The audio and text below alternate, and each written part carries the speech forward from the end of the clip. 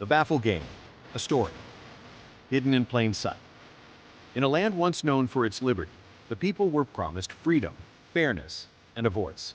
But behind the polished podiums and patriotic parades, a quiet conspiracy of convenience had taken root. At the top of the pyramid sat the benefactors, a faceless class of billionaire kings and queens who moved through the world untouched, unseen, and unaccounted for. They wore no crowns, but they owned everything. The airwaves, the algorithms, the agendas. And when the people below began to stir, sensing something was off, the benefactors deployed their oldest weapon: distraction, rental, the Baffle Game.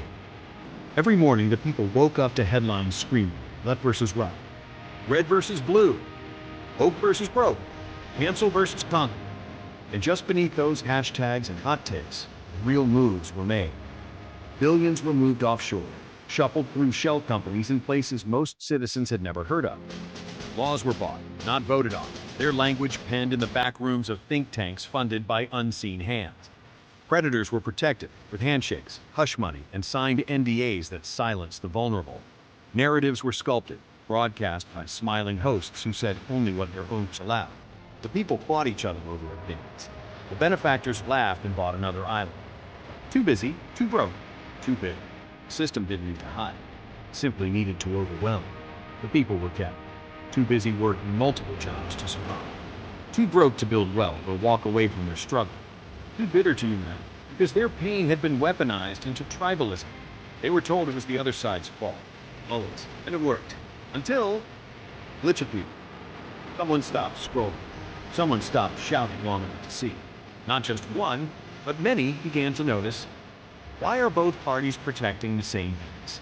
Why are the same predators dining with different presidents? Why are the laws always helping the rich, no matter who's in charge? Why do truth-tellers get silenced while criminals sign book deals? The illusion began to crack. The hashtags lost their heat. The people began to connect the dots. That's when the benefactors panicked. Because the only thing they couldn't fight was a population that sees clearly. They could baffle with beats, but they couldn't erase the awakening. And when the table finally flipped, not with violence, but with clarity, courage, and connection, illusions shattered through. Moral? They don't fear your anger. They don't fear your vote. They fear your awareness. Because when enough of us stop fighting each other and start asking the right questions, the game ends, and a new one begins.